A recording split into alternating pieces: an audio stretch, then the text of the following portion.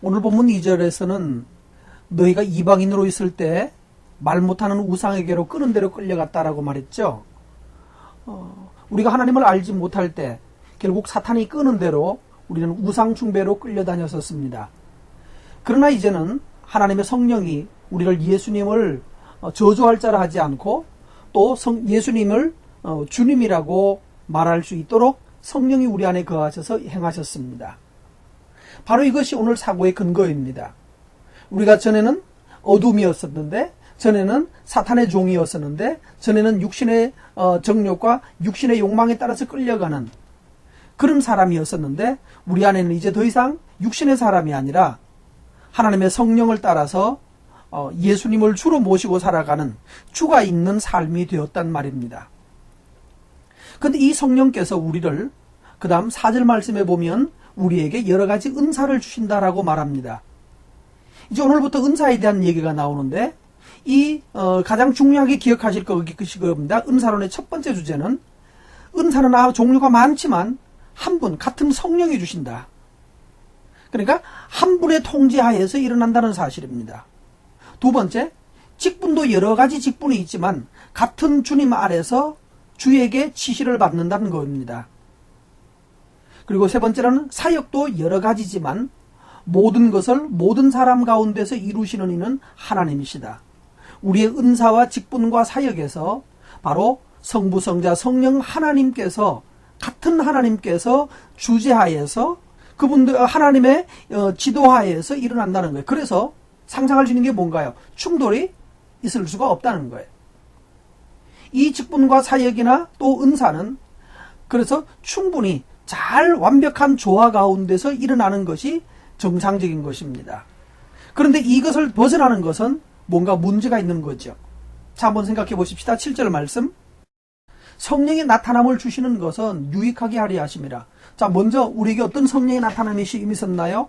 우상에게 끌려다니면서 사탄의 종으로 살던 우리를 예수 그리스도를 주라 시인하게 하셨고 또 하나님을 알게 하셨고 예수를 저주할 자라고 하지 않도록 지혜를 주시고 또 그것으로 예수님을 주로 우리가 시인하는 일, 이 일을 성령이 우리 안에 주신 것, 이것이 바로 성령이 나타나심이 시작이 되는 겁니다.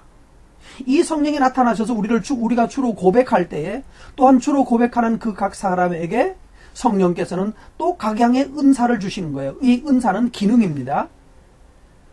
그래서 크게 보면 세 종류의 기능이 나오는데 어떤 사람에게는 8절에 보면 성령으로 말미암아 지혜의 말씀을 주신다라고 했죠. 또 어떤 사람에게는 지식의 말씀도 있습니다. 또 어떤 사람에게는 같은 성령이 믿음을, 자, 이거 나누어서 설명하죠. 8절에 나오는 지식의 말씀과 지혜의 말씀은 말씀과 상관되는 은사입니다. 말씀을 깨닫고 또 말씀을 이해하는데 하나님께서 지혜를 주십니다. 두 번째 9절 말씀에 보면 사역에 관련된 은사죠. 어떤 사람에게는 믿음을, 어떤 사람에게는 병 고치는, 또 어떤 사람에게 능력 행함이죠.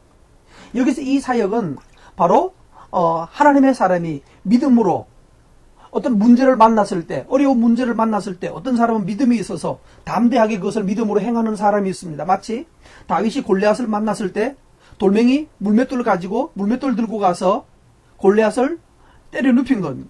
그거는 뭐 계산하고 저까지 거리가 얼마이며 이 물맷돌에 맞을 확률이 얼마이고 이거 계산하지 않습니다.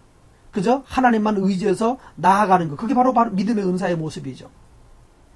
우리들 가운데도 이것저것 고려하지 않고 하나님을 믿고 기도하고 그냥 말씀 따라서 가버리는 이런 사람들을 통하여서 일이 잘 이루어집니다. 성취되는 것은 바로 이런 믿음의 사람들을 통해서 성취되죠. 그래서 이런 믿음의 사람들, 또 어떤 사람들은 병 고치는, 이 병 고치는 은사는 기도해주면 병이 낫는다. 이런 것보다 더 중요한 것은 그겁니다. 병자를 위해서 기도해주는 사람이에요. 병자를 보면 그냥 가지 못하고 불쌍한 마음이 들고 그 사람에게 말씀을 전하고 하나님께 기도해주고 싶은 마음이, 그래서 여러분 가운데 이런 병 고치는 은사가 나는 있다 없다 따지지 말고 병든 사람이 있으면 만나서 그 사람에게 정말 하나님의 뜻이 뭔지를 말씀해 주시고 또 그들에게 위해서 기도해 주십시오. 하나님께서 그런 기도를 통하여서 낫게 하실 것입니다. 세 번째로는 능력 행함을, 이 사람은 어떤 일을 어떤 일을 맡으면 그것을 성취해내는 능력이 있습니다. 기적적으로 일을 해내는 것입니다. 정말 사람들은 깜짝 놀라도록 누구에게 일을 맡기면 그 일은 성취되는 거예요. 오늘은 이 12장에서는 은사의 종류를 아주 많이 적진 않고 있습니다. 그냥 큰 관점에서만 적고 있는 것 같습니다. 그래서 이렇게 다른 사람들을 이 하나님의 사역을 감당해내는 여러 은사가 있습니다. 그 다음에 두 번째로는 예배와 관련된 은사, 세 번째 예배와 관련된 은사가 10절에 나오는 겁니다. 예언을 하는 것, 영을 분별하는 것, 방언을 말하는 것, 통역하는 것, 이런 것들이 바로 예배와 관련되어 있습니다. 요즘 예배와 관련된 것은 오히려 찬양하는 것, 또 말씀을 잘 다른 사람에게 풀어서 그 사람의 적용을 도와주는 사람들, 또는 구역장들이 모임을 통하여서 사람들이, 그래서 현대적으로 다시 재해석을 하면 이렇게 될 겁니다. 통역이라고 하는 것은 하나님의 말씀을 개인에게 적용시켜주는데, 적용을 용이하도록 쉽게 적용할 수 있도록 적용의 끈을 만들어주는 구역장이나 또 하는 셀에서 리더들이라든가 이런 분들이 바로 그분들의 통역의 은사가 있다라고 말하면 되겠습니다. 하나님의 말씀이 전해진 말씀, 그 말씀을 상대방들이 또 약한 신자들이 잘 이해할 수 있고 그 이해해서 알아들을 수 있도록 하기 위해서 적용하는 은사라고 생각하시면 좋을 것 같고요. 방언을 말하는 것은 자꾸 우리나라의 방언에 대한 설명이 참 많습니다만 방언은 앞으로 장차 나올 거니까 그때 하기로 하고요.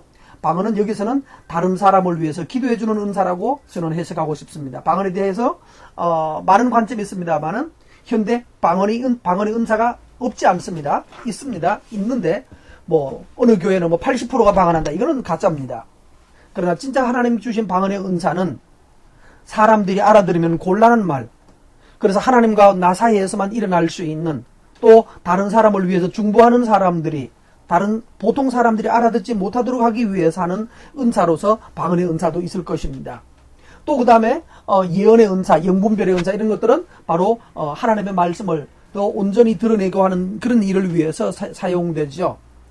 자, 전체적으로 요약해서 말씀하면 나에게 하나님께서 어떤 종류의 은사든지 은사를 주셨다는 사실이고, 그 은사를 활용해서 하나님에게 유익이 되고 자신에게 유익이 되고 교회에 유익되는 그런 삶을 살아야 할 것입니다.